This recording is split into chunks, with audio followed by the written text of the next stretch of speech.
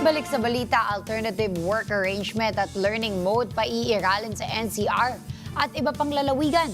Si Madeline Villar-Muratillo sa report. Mads?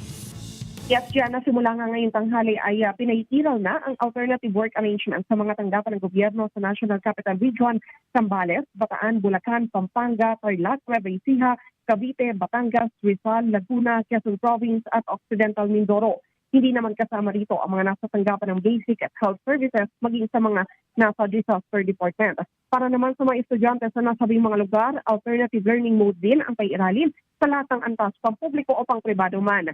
Sa Memorandum Circular ng Malacanang, nakasaad na batay yan sa rekomendasyon ng National Disaster Risk Reduction and Management Council, kasunod na rin ang Heavy Rainfall Advisory ng Pag-asa. Pinaubayan naman ng Malacanang sa mga nasa pribadong sektor ang desisyon kung i-adapt ang nasabing alternative work arrangement. But lang.